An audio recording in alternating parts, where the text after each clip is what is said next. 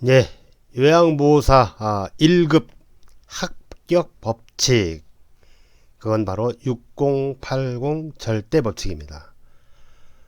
이 말은 뭔 뜻이냐면요. 우리가 요양보호사 합격하려면 합격 점수 몇 점이죠? 필기, 실기, 시험 각각 60% 이상 득점을 하면 합격하게 됩니다. 필기 35문제 중 21문제 이상, 실기 45문제 중 27문제 이상 맞추시면 합격할 수가 있습니다. 그런데 이 80문제 중, 그러니까 필기 35문제, 실기 45문제 합치면 80문제인데요. 80문제 중에서요, 80% 이상이 역대 기출문제에서 1회 이상 반복 출제되고 있다는 겁니다. 지금까지 29회까지 필기시험 보면 35문제 1015문제가 출제가 됐고요. 실기시험은 29회 기준으로 45문제로 보면 1305문제가 출제됐습니다. 거의 2400문제 가까이 출제가 됐어요. 상식적으로 봐도 앞으로도 이 요양보호사 시험은 이 역대 기출 약 2400문제가 출제된 역대 기출문제를 벗어날 수가 없어요. 그래서 6080 법칙은 역대 기출문제 중심으로 문제를 풀면 여러분이 60% 이상 득점을 해서 합격할 수 있다라는 게 6080 절대 법칙입니다. 그래서 이번 강의는 다시 말하면 구물망 족집게 문제 풀이는 6080 법칙에 따라서 역대 기출 5회 이상 출제된 지문으로 구성해서 만들어진 문제입니다. 지문 하나하나 여러분들이 이해하시고 넘어가시면 여러분이 시험장에서 문제 답안이 물고기가 튀어오르듯이 톡톡 잡을 수가 있습니다. 자, 지금부터 제 2강을 시작하도록 하겠습니다.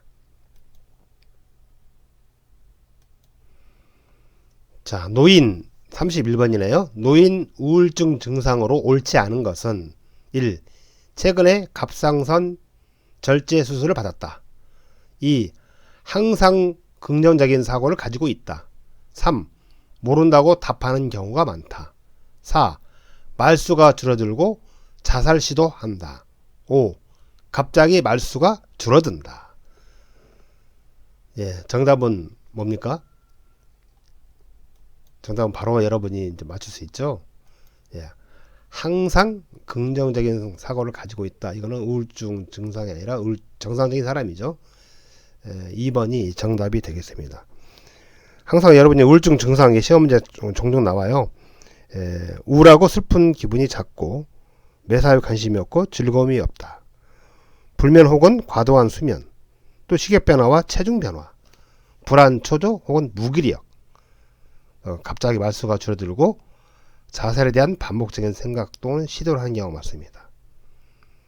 또 여러분은 우울증과 치매를 이렇게 구분할 줄 알아야 되는데요. 우울증은 급격히 발생하고요. 짧은 기간 동안 발생하게 되고 정신과적 병력이 있습니다. 또 기억력 장애를 호소하고 또 모른다고 대답하는 경우가 많고요. 인지기능 저하 정도의 편차가 심합니다. 또 단기 기억과 장기 기억이 동등하게 저하되고요. 우울이 먼저 시작됩니다. 반면에 치매는 서서히 발생하죠. 그리고 긴 기간 동안 과거 정신과적 병력과 관계가 없고요. 기억력에 문제가 없다고 주장하는 경우가 많고 근사치의 대답을 하는 경우가 있고요. 일관된 인지기능의 저하가 나타납니다. 단기 기억이 심하게 저하되고 기억력 저하가 먼저 시작되는 게 치매입니다. 이렇게 구분해 주시고요. 다음 32번 선망 대상자에 대한 증상과 대처 방법으로 옳지 않는 것은 선망 1. 선망의 증상은 호전과 악화가 반복된다. 2. 선망 대상자가 초조해할 때 비약물적 치료 방법은 단호하고 부드러운 목소리로 말한다. 3. 선망의 치료 및 예방 방법으로 먼저 원인을 규명하도록 한다. 4. 선망 치료를 위해 비약물요법 중 개인의 정체성을 유지하는 방법으로 가족이 자주 방문하도록 한다. 5. 선망이 있는 대상자가 늦은 밤에 큰 소리를 지르며 난동을 피울 때 흥분이 가라앉을 때까지 그냥 둔다. 자, 정답은 뭡니까? 5번이 정답이죠. 선망이 있는 대상자가 늦은 밤에 큰 소리를 지르며 난동을 피울 때 흥분이 가라앉을 때까지 그냥 두면 되겠습니까? 아니죠. 정신, 신체적 에너지 소모가 심하죠. 그래서 주변 사람까지 위험을 할 수 있으므로 보고하여서 전문가의 진료를 받게 하는 게 대처 방법입니다.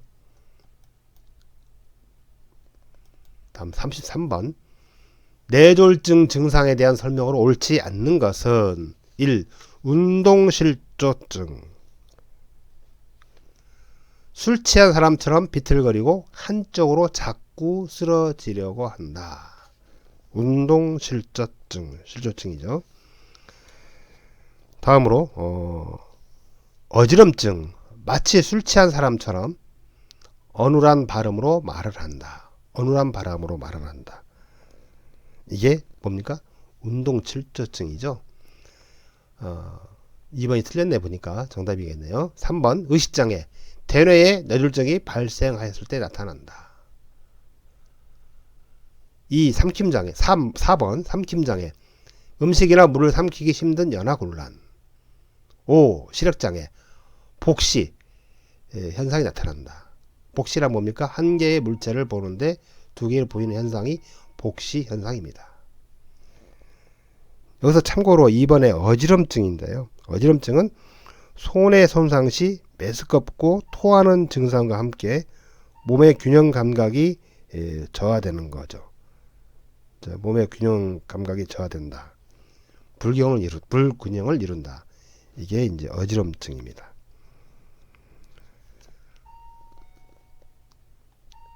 다음으로 정답은 그래서 2번이고요. 다음 34번. 다음 설명에 해당하는 신경계 질환은 도파민을 만들어내는 신경세포가 파괴되어 발생한다. 자세 반사의 소실로 자주 넘어지고 균형 감각이 소실된다. 동작이 느려지고 근육 경직 및 안정 시 떨림 현상이 있다. 자, 이에 해당되는 신경계 질환은 1. 치매, 2.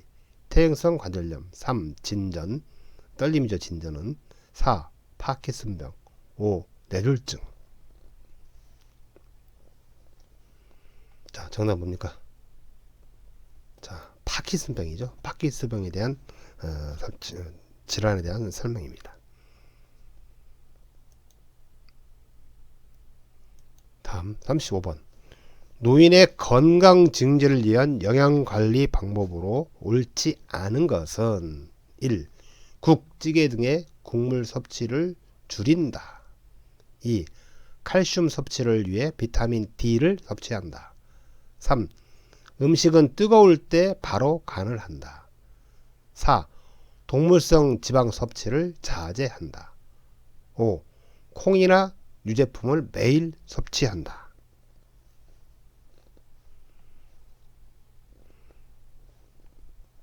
자, 정답은 3번이죠. 3번. 음식은 뜨거울 때 간을 한다가 틀린 지문이에요. 음식이 뜨거우면 짠맛을 제대로 느낄 수 없기 때문에 음식이 뜨거울 때 간을 맞추면 안 됩니다. 자, 36번. 노인이 운동을 꺼리게 되는 원인으로 옳지 않은 것은 폐활량 감소, 2. 낙상에 대한 두려움 증가, 3. 근육 수축력 증가, 4. 우울 외로움, 5. 관절 가동 범위의 감소, 균형 및 조정 능력 저하.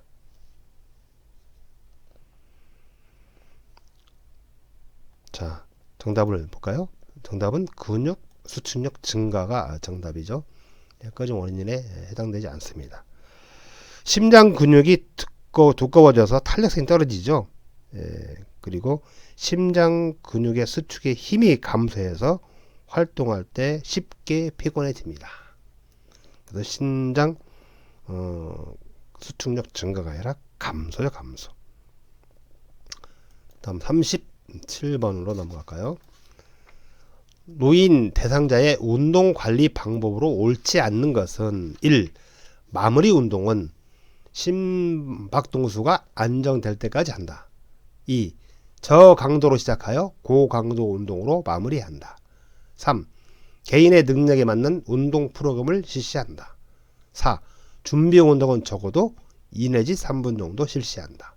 5. 운동 효과를 높이기 위해 운동 중간에 휴식한다. 자, 정답은 4번이죠. 4번. 준비 운동은 몇 분? 10분 이상. 적어도 10분 이상 준비 운동을 해서 근육 손상을 방지해야 합니다. 다음에 38번 넘어가겠습니다. 대상자가 밤에 잠을 못 잘 때 돕기 방법으로 옳지 않는 것은 1. 공복감으로 잠이 안 오는 경우 식사를 제공한다. 2. 아침 기상시간을 일정하게 돕는다. 3. 창문과 커튼을 닫아둔다. 4. 규칙적으로 적당한 양의 운동을 한다. 5. 따뜻한 우유를 마신다. 자, 정답은 2번이 되겠네요. 아니, 1번이 되겠네요. 1번. 공복감으로 잠이 안 오는 경우 식사를 제공한다 하는 게 틀린 지문이죠. 과식을 하면 숙면이 어려워요. 그래서 저녁에 과식하지 않는다. 이게 옳은 지문입니다. 자, 39번. 노인의 올바른 약물 복용을 위한 약물 관리 방법으로 옳지 않는 것은 1. 증상이 좋아지면 복용하던 약을 중단한다. 2. 정해진 양보다 적게 복용하나 많이 복용해서는 안 된다. 3. 약 처방을 받을 때는 먹고 있는 약을 보여주고 처방받는다. 4. 비처방약이라도 의사와 상담 후 복용한다. 5. 현재 복용하는 약물의 정보를 가지고 다닌다. 자, 틀린 질문은 뭡니까? 1번이죠. 증상이 좋아지면 복용하던 약을 중단하면 안 됩니다. 이건 분명히 증상이 좋아졌다 해도 복용하던 약을 의사의 처방 없이 중단하면 안 된다. 기억해 두시기 바랍니다. 다음 40번. 노인 대상자에게 권장되는 예방접종에 대한 설명으로 옳은 것은 골라라 있어요. 1번 폐렴구균 매년 1회, 2번 인플루엔자 매년 1회, 3번 파상풍 5년마다 1회, 4번 대상포진 매년 1회, 5. 결핵 10년마다 1회. 정답은 2번이죠. 2번 인플루엔자 매년 1회. 자, 그러면 1번의 폐렴구균은 어떻게 합니까? 폐렴구균은 65세 이상 어르신은 1회, 매년 1회 아니라 1회. 3번 파상풍. 파상풍은 10년마다 파상풍과 디프테리아를 추가 접종해야 합니다. 10년입니다. 5년마다 아니라 10년. 10년마다 1회. 4번 대상포진. 매년 1회 아니라 65세 이상은 그냥 1회 맞으시면 됩니다. 결핵은 예방접종에 해당되지 않죠. 그래서 정답은 2번이, 옳은 정답은 2번이 되겠습니다. 다음 2번 8월 29일 32회 기출문제를 한번 풀어볼까요? 자, 노인에게 권장되는 예방접종에 대한 설명으로 옳은 것은 1. 폐렴구균은 매년 1회 접종한다. 2. 결핵은 10년마다 1회 접종한다. 3. 파상풍은 5년마다 1회 접종한다. 4. 인플루엔자는 3년마다 1회 접종한다. 5. 대상포진은 65세 이후에 1회 접종한다. 정답은 이제 5번이 정답입니다. 5번 정답. 자, 이와 같이 그물망 조치계 문제는 역대 기출문제를 중심으로 만들어졌어요. 이번 32회 이게 기출문제 보다시피 또 나왔죠. 또 나왔어요. 자, 이거를 보여주는 겁니다. 자, 다음 이제 41번 쪽으로 가야 되겠네요. 41번 문제를 풀어보도록 하겠습니다. 계절별 안전수칙으로 알맞지 않은 것은 1. 겨울철 노인의 뇌졸중과 골절 예방을 위한 안전수칙으로 실외 운동을 삼가고 실내 운동으로 바꾼다. 2. 여름철 폭염 대응 안전수칙으로 현기증을 호소하면 시원한 물을 마시도록 한다. 3. 고혈압이 있는 대상자의 겨울철 운동 방법으로 운동시간은 새벽보다 낮 시간을 이용한다. 4. 겨울철 뇌졸중 예방을 위한 안전수칙으로 외출 시 방한복과 모자를 착용한다. 5. 여름철 폭염 대응 안전수칙으로 물은 평소보다 적게 마시도록 한다. 자, 정답을 한번 볼까요? 정답은 이제 5번이 되겠죠. 물을 많이 마시게 해야 됩니다. 평소보다 적게 마시는 게 아니라 물을 평소보다 많이 마시게 하시는 게 좋습니다. 여름철 폭염은. 자, 42번. 40번 가기 전에요. 이번에 32회 때 또 나왔네요. 방금 역대 기출에서 나왔던 문제가 또 나왔어요. 여름철 폭염에 대응하는 안전수칙은 해서 1. 물은 평소보다 많이 마신다. 2. 지방이 많은 음식을 섭취한다. 3. 실내보다 실외에서 운동한다. 4. 외출 시 챙이 좁은 모자를 쓴다. 5. 현기증이 있으면 뜨거운 차를 마신다. 자, 여러분 정답 나왔죠? 정답은 1번입니다. 물은 평소보다 많이 마신다고 했습니다. 자, 42번. 노인의 영양 결핍을 초래하는 위험 요인에 해당되지 않는 것은 위험 요인이네요. 1. 연하 곤란. 2. 사회적 고립. 3. 인지장애. 4. 급성 및 만성 질환. 5. 상처 회복 지연입니다. 정답은 뭡니까? 상처 회복 지연이 정답이에요. 다음 43문제 나오겠지만 노인의 그 영양 상태 관찰에서 영양 부족에 있어서 영양 부족의 위험 요인이 있고요. 영양 부족을 확인할 수 있는 지표가 있어요.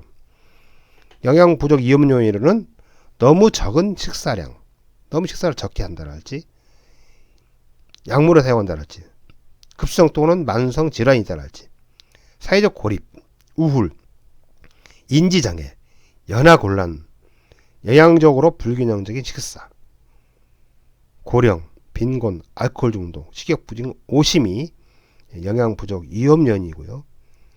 또 영양부족을 확인할 수 있는 지표로는 눈으로 보이는 거죠. 체중 감소, 체중이 너무 감소되어 있다랄지, 신체 기능이 현저하게 저하됐다랄지, 상처가 나는데 회복이 지연된다랄지, 마르고 약해 보인다랄지, 배변 양상에 변화가 있는다랄지, 피로나 무감동, 인지수전 변화, 탈수 등이 영양 부족을 확인할 수 있는 지표입니다. 영양 부족을 확인할 수 있는 지표는 눈에 보이는 것들이죠. 그렇게 시험 문제를 이제 우리가 나왔을 때 구분하시면 됩니다. 그러니까 상처 회복 지연은 우리가 눈으로 확인할 수 있는 거죠. 다음 43번. 노인 대상자의 영양 부족 상태를 알 수 있는 지표. 지표입니다. 원인이 아니라 지표에 해당되지 않는 것은 1. 신체 기능 저하, 2. 상처 회복 지연, 3. 배변 양상의 변화, 4. 충분한 수분 섭취, 5. 마르고 약해 보임. 정답은 뭡니까? 4번이죠. 쉽게 맞힐 수 있죠. 정답은 충분한 수분 섭취. 그 다음에 44번. 대상자가 식사를 할 때 올바른 식사 자세가 아닌 것은 식사 자세네. 식사 자세. 1. 발바닥이 바닥에 닿는 의자 높이가 좋다. 2. 침대에 똑바로 누운 상태에서 천천히 음식을 제공한다. 3. 의자에 앉았을 때 식탁의 입 부분이 대상자의 배꼽 높이로 한다. 4. 식탁에 앉았을 때 대상자의 의자에 깊숙이 앉히고 식탁 가까이에 붙인다. 5. 편마비 대상자는 건강한 쪽으로 하여 약간 옆으로 누운 자세를 취한다. 자, 어떤 게 정답입니까? 2번이 정답이죠. 2번. 자, 침대에 똑바로 누운 상태에서 천천히 음식을 제공하는 게 아니죠. 침대에서는 앉을 수, 그러니까 침대에서 일어나거나 앉을 수 없는 경우에는 몇 도? 침대를 약 30 내지 60도를 높이고요. 머리를 앞으로 약간 숙이고, 그리고 턱을 당긴다. 턱을 당기면 음식을 삼키기가 쉬워집니다. 그래서 정답은 2번이 되겠습니다. 자, 이번에 또 나왔죠. 역대 기출문제, 아까 44번이 역대에 나왔던 5회 이상 나온 문제들이에요. 지문들이 하나하나 1, 2, 3, 4, 5가. 근데 이번에 32회 또 한번 볼까요? 어떻게 나왔나? 편마비 나왔네. 편마비 대상자의 식사를 돕는 방법이 뭐냐? 1. 음식을 다 삼키기 전에 더 넣어준다. 2. 건강한 쪽을 밑으로 하여 옆으로 눕힌다. 3. 숟가락에 밥과 반찬을 가득 올려 먹인다. 4. 식사가 끝난 직후 똑바로 누워 쉬게 한다. 4번 오타 났네요. 5. 숟가락 끝부분을 입술 중앙에 대고 음식을 넣어준다. 정답은 나왔죠? 정답은 뭡니까? 여러분 맞춰보세요. 자, 2번입니다. 건강한 쪽을 밑으로 하여 옆으로 눕힌다. 아시겠죠? 자, 이렇게 시험 문제 나와요. 다음 45. 대상자의 이제 식사 돕기 방법이에요. 식사 돕기 방법으로 옳지 않은 것은 1. 사례가 들면 즉시 중단하고 보고한다. 2. 식욕부진이 있을 때 반찬을 색깔별로 보기 좋게 담는다. 3. 침상에 누워있는 대상자에게 침상 머리를 30 내지 60도 높인 후 음식을 제공한다. 4. 사례에 걸릴 수 있으므로 신음식을 대상자에게 드시게 하면 안 된다. 5. 빨대를 사용할 경우 대상자의 입에 빨대를 계속 꽂은 채로 식사를 돕는다. 정답은 5번이 되겠네요. 5번. 빨대를 사용할 경우 어떻게 합니까? 빨대를 사용할 경우에는 손가락 사이에 빨대를 고정한 후에요. 손가락 사이에 빨대를 고정한 후 대상자 입에 물리고요. 국물은 구부러지는 굵은 빨대를 이용하여 마시게 해야 합니다. 46. 사례 나오네. 사례에 걸리기 쉬운 대상자의 식사를 돕는 방법으로 옳지 않은 것은 사례. 1번 삼킬 수 있는 양을 조금씩 제공한다. 2번 상체를 약간 앞으로 숙이고 턱을 당기는 자세를 취한다. 3번 영양액을 실온 정도로 따뜻하게 데운다. 4번 국이나 물 등으로 먼저 목을 축인다. 5번 고개를 들고 머리를 뒤로 젖힌 상태로 먹인다. 자, 정답 뭡니까? 5번이죠. 5번. 고개를 뒤로 젖히는 게 아니고 가능하면 앉아서 상체를 약간 앞으로 숙이고 턱을 당기는 자세로 식사를 하도록 해야 합니다. 자, 이번에 나왔던 기출문제. 대상자에게 음식을 제공할 때 사례를 예방하는 방법은 1. 대화하면서 음식을 제공한다. 2. 신맛이 강한 음식을 제공한다. 3. 물기가 없는 음식을 제공한다. 4. 상체를 높이고 턱을 든 자세를 취하게 한다. 5. 식사 전에 입안에 물로 헹궈 목을 축이게 한다. 정답은 5번이 되겠습니다. 쉽죠?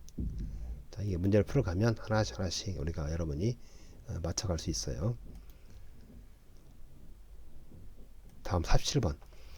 경관 영양을 하는 대상자를 돕는 방법으로 옳지 않는 것은 1. 영양 주머니는 이정보다 낮은 위치에 건다. 경관. 2. 대상자가 의식이 없어도 식사의 시작과 끝을 알린다. 3. 입안을 청결히 하고 입술 보호제를 발라준다. 4. 청색증이 나타나거나 비위관이 새거나 역류되면 간호사에게 알린다. 5. 영양 주머니는 매번 깨끗이 씻어서 말린 후 사용한다. 자, 정답은 1번이죠. 영양 주머니는 이장보다 높은 위치에 걸어둬야 합니다. 영양 주머니는 이장보다 높은 위치에 건다. 48. 대상자에게 투약 돕는 방법으로 옳지 않는 것은 1. 처방된 유해 약을 섞어 주지 않는다. 2. 알약이 많은 경우에는 두세 번 나누어 투약한다. 3. 금식인 경우에는 혈압약은 복용하지 않는다. 4. 대상자가 손을 떨 때는 알약을 직접 입안에 넣어준다. 5. 투약 후 질문을 하여 입안에 약이 남아있는지 확인한다. 자, 정답은 뭡니까? 3번이죠. 금식인 경우에는 혈압약은 복용하지 않는다가 아닙니다. 금식인 경우에도 어떻게? 혈압약 등 매일 투약해야 하는 약물은 반드시 투약해야 합니다.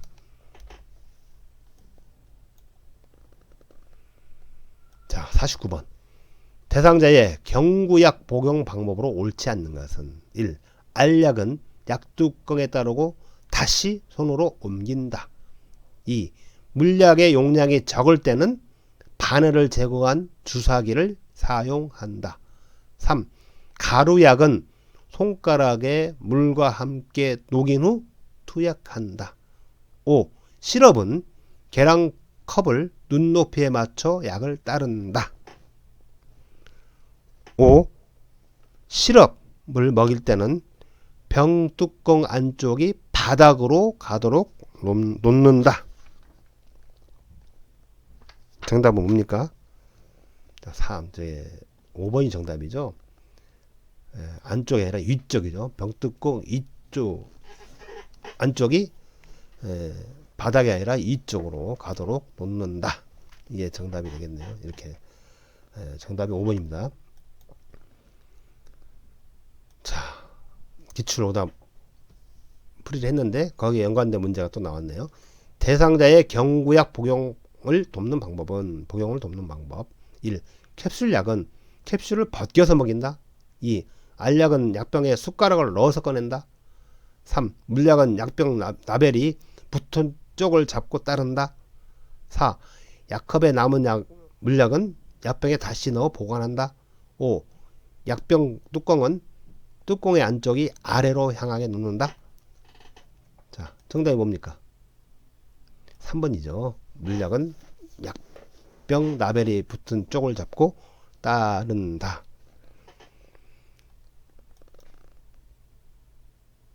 자, 50번.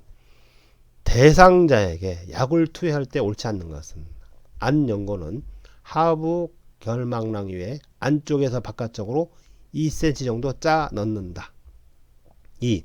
눈 밖으로 나온 안 연고는 멸균 생리식염수에 적신 멸균 솜으로 닦아낸다. 3. 기약 투여는 2도 중앙에 정확한 방울수의 약물을 점적한다. 4. 기약 투여는 깃바퀴를 후상방향으로 잡아당겨서 투여한다. 5. 기약 점적 후 귀 입구를 부드럽게 눌러주고 5분간 누워 있게 한다. 자, 한번 볼까요? 정답이 뭡니까? 자, 3번이죠. 3번. 자, 기약 투여는 어떻게 합니까? 이도 측면에 따라 정확한 방울수의 약물을 잠적하는 게 맞죠. 다음. 아이고, 죄송합니다. 다음 이제 51번 문제로 갈까요? 자, 51번. 자, 수액을 맡고 있는 대상자의 손목이 부었을 때 대처 방법으로 옳은 것은 1. 조절기를 잠그고 시설 관계자에게 보고한다. 2. 주사바늘 제거 후 1분간 비빈다. 3. 주사 부위에 온찜질을 한다. 4. 수액 주입 속도를 줄인다. 5. 수액병을 대상자의 심장보다 낮게 내려준다. 정답 1번이죠. 자, 1번. 자, 1번이 정답이죠. 조절기를 잠그고 시설 관계자에게 보고하고요. 이제 2번 이제 주사 바늘 제거 후 1분간 비빈다는 게 아니고요. 간호사가 바늘을 제거한 후에는 1, 2분간 알코올 솜으로 지그시 누르고 절대 비비지 않는다. 옛날엔 저도 주사 맞을 때는 비볐어요. 근데 요즘에는 병원에 가서 주사를 맞으면 알코올 솜을 주잖아요. 알코올 솜을 지그시 누르고 누르라고 하죠. 절대 비비라고 하지 않습니다. 절대 비비지 않는다. 3. 찜질을 하면 안 되죠. 주사부에 찜질을 하면 안 됩니다. 4번 수액 주입 속도를 줄인다. 4번은 정맥 주입 속도가 일정하게 해야 됩니다. 정맥 주입 속도가 일정하게 한다. 5번 수액병을 대상자의 심장보다 낮게 내려준다. 수액병은 항상 대상자의 심장보다 높게 유지를 해야 합니다. 참고로 여러분 주사 주입은 의료인의 고유 영역이죠. 그래서 요양보호사는 주입을 하면 안 됩니다. 자, 이번도 연관된 문제가 또 나왔죠. 자, 정맥 주사를 맞고 있는 대상자를 돕는 방법은 1. 대상자가 원하는 주입 속도로 조절해준다. 2. 수액병은 대상자의 심장보다 낮게 유지한다. 3. 주사 부위에 통증이 생기면 주사바늘을 빼준다. 5. 4. 옷을 갈아입을 때 주사바늘이 빠지지 않게 한다. 5. 주사바늘을 제거한 부위는 알코올 솜으로 문지른다. 자, 정답 나왔네요. 정답은 이제 4번이 되겠습니다. 자, 52번. 배설 요양 보호의 일반적인 원칙으로 옳지 않는 것은 배설 요양 보호의 일반적 원칙 1. 항문은 앞에서 뒤로 닦아야 요로의 감염을 예방할 수 있다. 2. 대상자가 할 수 있는 부분은 스스로 하도록 돕는다. 3. 안절부절하며 허리를 들썩이는 행위는 배설 욕구 표현이다. 4. 배설 전에 관찰을 해야 할 내용은 이전 배설과의 간격이다. 5. 배설 전에 관찰할 수 있는 내용은 통증이다. 정답 뭐죠? 배설 5번이 정답이죠. 자, 항문은 앞에서 뒤로 닦아야 된다. 이건 다 알고 계실 것 같고요. 여기서 이제 중요한 것은 배설 욕구의 표현인데 배설 욕구의 표현 중에서는 이제 비언어적 표현이 있어요. 3번이 되겠는데 안절부절하며 허리를 들썩이는 행위는 배설 욕구 표현이다라고 되어 있는데 이제 언어적 표현은 이제 화장실을 가고 싶다고 말하면 되는데 비언어적 표현은 안절부절하거나 허리를 들썩이거나 또 바지를 내리려고 하거나 손으로 배 또는 엉덩이를 가리키거나 얼굴 표정에 일그러진 경우가 배설 욕구 표현의 비언어적 표현이고요.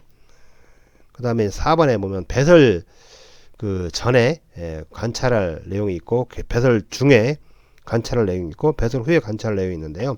4번 5번 경우 보면 배설 전은 요의 변화 유무 배설 시 관찰 내용 중에서 배설 전 하복부 팽만감 이전 배설과의 간격 그 다음에 배설 중에는 통증이 있어요. 불편하고 불안 정도, 배변의 어려움, 배뇨 어려움, 배설 중에는, 배설 후에는 배설 색깔, 또 혼탁의 여부, 배설 시간, 잔뇨감, 잔변감, 배설량들을 관찰해야 됩니다. 예, 그렇게 구분하시면 돼요. 그래서 5번 배설 전에 관찰을 내온 통증이 아니라 배설 중에 관찰을 내온 통증이다. 역대 시험 문제 나온 지문이라 했습니다. 전부 다 1, 2, 3, 4, 5가. 자, 53. 대상자가 화장실을 이용할 때 돕는 방법으로 옳지 않은 것은, 화장실. 자, 1. 대상자가 할 수 있는 부분은 스스로 하도록 돕는다. 2. 응급 상황을 알릴 수 있는 배를 설치한다. 3. 화장실을 밟고 바닥에 물기가 없게 한다. 4. 낙상 예방을 위해 변기 옆에 손잡이를 설치하여 필요시 잡도록 한다. 5. 휠체어는 대상자의 불편한 쪽으로 접근시킨다. 정답은 5번이죠. 편마비의 경우 건강한 쪽에 휠체어를 두고요. 침대 난간에 빈틈없이 붙이거나 30 내지 45도 비스듬히 붙여야 합니다. 특히 옮기는 동안 대상자가 다치지 않도록 잠금 장치를 걸어두어서 휠체어를 고정하고 발 받침대는 올려두어야 합니다. 다음 연관된 문제 2번 나왔죠. 거동이 불편한 대상자의 화장실 이용 돕는 방법은 1. 이동하는 동안 슬리퍼를 신긴다. 2. 화장실 바닥에 작은 매트를 깔아준다. 3. 변기 옆에 있는 안전 손잡이를 잡게 한다. 4. 옷을 입고 벗기 쉽게 속옷을 입히지 않는다. 5. 배설 중 도움을 요청할 수 있도록 화장실 문을 열어둔다. 정답은 뭡니까? 3번이죠. 3번. 자, 쉽게 맞힐 수 있죠? 자, 54번. 침상에서 대상자의 배설물을 시설장에게 보고하지 않아도 되는 경우. 보고네, 보고. 1. 변이 굳게 나오는 경우. 2. 소변 냄새가 심한 경우. 3. 소변의 색이 진한 경우. 4. 소변에 거품이 많이 나고 탁할 경우. 5. 대변에 피가 섞여 선홍빛이거나 검붉은 경우. 자, 대변이 1번 정답이네요. 대변이 굵게 나오는 경우는 건강한 사람들이죠. 그래서 1번이 정답이 됐고요. 시설장이나 간호사에게 배설물 상태를 보고하는 경우는 대상자의 소변이 탁하거나 뿌옇다, 거품이 많이 난다, 소변색이 진하다, 소변 냄새가 심하다, 소변에 피가 섞여 나오거나 푸른빛에 소변이 나온다, 대변에 피가 섞여 나와 선홍빛이거나 검붉다, 또 대변이 심하게 묽거나 대변에 점액질이 섞여 나온 경우는 보고를 해야 합니다. 55. 침상에서 배설하는 대상자를 돕는 순서는, 침상에서 대상자를 돕는 순서예요. 배설하는 대상자를 돕는 순서는 가. 변기 밑에 화장지를 깔아둔다. 나. 방수포를 깐다. 다. 허리 아랫부분을 무릎 덮개로 덮은 후 바지를 내린다. 라. 대상자의 둔부를 들어 올린 후 변기를 대준다. 바. 침대에 머리를 올려주어 배에 힘을 주기 위한 자세를 취해준다. 자, 한번 생각을 해보시겠습니까? 자, 침상에서 배설하는 대상자를 돕는 순서. 먼저 가번이 되겠네. 가. 변기 밑에 화장지를 깔아두고요. 두 번째 나번. 방수포를 깐다. 세 번째네요. 다번.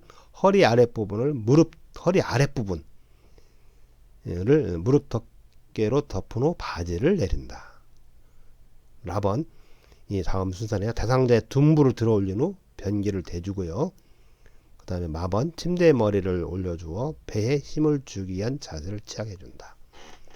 정답은 뭡니까? 그래서 1번 가나 다라 마가 되겠습니다. 이 순서도 나오긴 하지만요. 예, 침상에서 배설하는 대상자의 돕는 방법으로 옳은 것은, 이렇게 해서 이렇게 가나다라는 이렇게 틀리게 바꿔서 옳은 걸로 고르라고 하는 것도 지문도 나와요. 여러 번 나왔습니다. 순서만 아는 게 중요한 것도 아니고 내용도 알아야 됩니다. 예를 들어서 허리 변기 밑에 화장지를 깔아두어야 한다. 이런 거. 허리 아랫부분을 무릎 덮개로 덮은 후 바지를 내린다. 허리 아랫부분을 가슴까지 이렇게 이렇게 바꿔서 내는 경우도 있고요. 대상자의 둔부를 들어 올린 후 변기를 대준다. 변기를 대준 후 둔부를 올리게 한다. 이렇게 거꾸로 내는 경우도 있고요. 이렇게 바꿔서 내니까요. 여러분 순서뿐만 아니라 내용도 잘 알아두시기 바랍니다. 침상 배설을 돕는 방법이네요. 이제 침상 배설을 돕는 방법. 1번 침상에서 실수를 한 경우 배변 간격을 파악하여 변기를 대준다. 2번 침대에 머리를 올려주어 배에 힘을 주기 위한 자세를 취해준다. 3번 복부 마사지를 하여 장 운동이 활발해질 수 있도록 한다. 4번 바지를 내린 후 허리 아랫부분을 무릎 덮개로 덮는다. 5번 스스로 할 수 있는 것은 스스로 하도록 한다. 정답은 4번이죠. 자, 허리 아랫부분을 무릎 덮개로 늘어뜨려 덮은 후 바지를 내린다. 거꾸로 해놨죠. 덮은 후에 무릎 덮개로 덮은 후에 바지를 내리는 게 답이죠.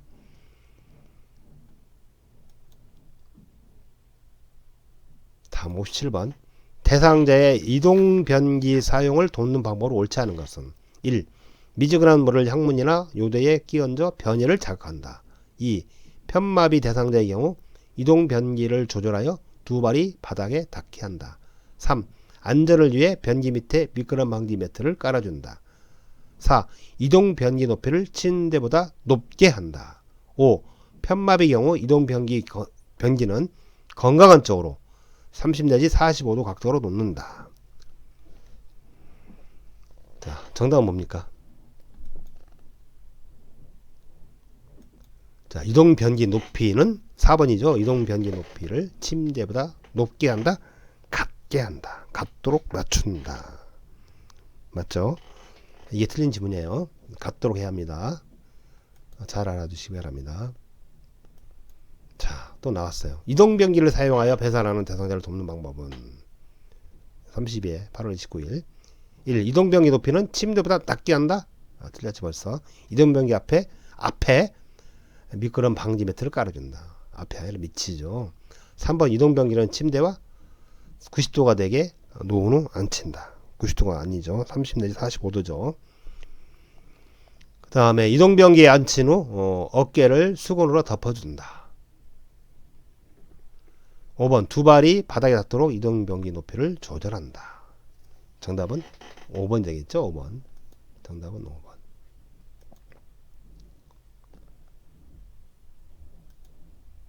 다음 넘어갈까요? 58번 대상자가 기저귀를 사용할 때 기저귀 나왔어요. 기저귀를 사용할 때 돕는 방법으로 옳지 않은 것은 1. 협조가 가능한 대상자는 옆으로 돌려 눕혀 갈아준다. 협조가 가능한 대상자는 옆으로 돌려 눕혀 갈아준다. 2. 몇 번 실금을 했다고 해서 기저귀를 바로 사용하면 안 되는 이유는 기저귀 의존성이 높아진다. 3. 둔부 주변에 피부의 발적, 상처 등을 세심하게 살펴보고 가볍게 두드려 마사지한다. 4. 허리를 둘 수 없는 대상자는 물티슈로 닦은 후에 마른 수건으로 닦아 건조한다. 5. 기저귀의 바깥면이 보이도록 말아 넣는다. 정답 뭘까요? 자, 1번이 정답이 되겠습니다. 협조가 가능한 대상이 아니라 협조가 불가능한 대상은 허리를 둘 수 없는 대상자는 옆으로 돌려 눕게 해서 갈아준다. 허리를 들 수 있는 대상자는 무릎을 세우고 똑바로 누운 상태에서 허리를 들게 하여 교환하고요. 허리를 들 수 없거나 협조가 가능한 대상자의 경우는 협조가 불가능한 대상자의 경우는 대상자를 옆으로 돌려눕혀 기저귀를 교환해야 하고요. 그 다음에 이제 허리를 들 수 없는 대상자는 물티슈로 닦은 후에 마른 수건으로 닦아서 건조하고, 그 다음에 이제 5번 보면 기저귀의 바깥면이 보이도록 밀어 넣는다. 잘 이해하셨죠? 자, 다음 넘어가겠습니다. 문제 나왔네요. 자, 역대 기출을 정리해놨는데 또 이번에 또 나왔어요. 대상자의 기저귀 사용 방법, 붓는 방법은 1. 꼬리뼈에 피부 발적이 있는지 살펴본다. 2. 소변에서 암모니아 냄새가 나면 시설장에 보고한다. 3. 사용한 기저귀는 안쪽 면이 보이도록 말아서 버린다. 4. 허리를 들 수 있으면 대상자의 몸을 옆으로 돌려눕힌다. 5.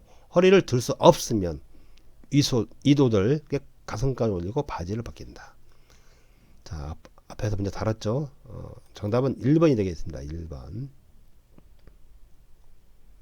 자, 59. 대상자가 유치 도뇨관을 사용할 때 주의사항으로 옳지 않는 것은 1.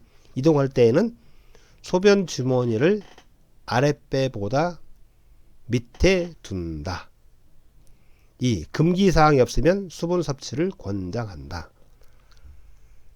3. 소변장과 색깔을 매 2-3시간마다 확인한다. 4. 방광에 통증이 오면 즉시 유치 도뇨관을 빼준다. 5.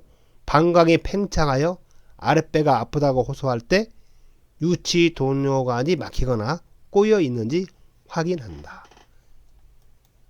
자, 정답은 뭡니까? 4번이죠. 4번. 요양보호사는 유치 도뇨관의 교환, 삽입, 빼기, 방광 세척 등은 절대로 하면 안 됩니다. 요양보호사 의료 행위를 하면 안 된다고 말씀하셨잖아요. 방문 간호사가 하거나 의료기관을 이용하도록 연계해야 합니다.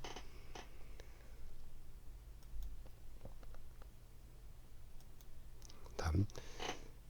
대상자의 칫솔질 돕기 방법으로 옳지 않는 것은 1. 칫솔을 45도 각도로 치아에 대고 잇몸에서 치아 방향으로 닦는다. 2. 칫솔질을 할 때에는 혀도 닦고 칫솔질 한 후 치실을 사용한다. 3. 칫솔은 모가 부드럽고 적당히 탄력 있는 것이 좋다. 4. 옆으로 누운 자세를 하되 불편한 쪽이 아래로 가도록 한다. 5. 입안이 깨끗해질 때까지 여러 번 헹군다. 자, 정답은 뭡니까? 4번이죠. 옆으로 누운 자세를 하되 건강한 쪽이죠. 불편한 쪽이 아니라 건강한 쪽. 앉은 자세를 할 수 없는 경우 옆으로 누운 자세를 하되 건강한 쪽이 아래로 가도록 한다. 이게 정답입니다. 자, 또 나왔죠. 대상자의 칫솔질을 돕는 방법. 1. 잇몸에서 치아 쪽으로 닦는다.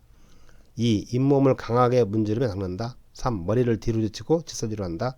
4. 앞니를 칫솔모아 90도가 되게 하여 닦는다. 5. 치약을 칫솔모 위에 두툼하게 짜 올리고 닦는다. 정답은 1번이죠. 자, 1번. 자, 어느덧 우리가 60문제까지 이렇게 풀어봤네요. 여러분 할만하시죠? 쭉 문제를 풀어보니까 뭡니까? 제가 만들어 놓은 그물만 조치기 문제. 여러분도 제가 별도로 넣어놨는데요. 최근에 업데이트 했는데요.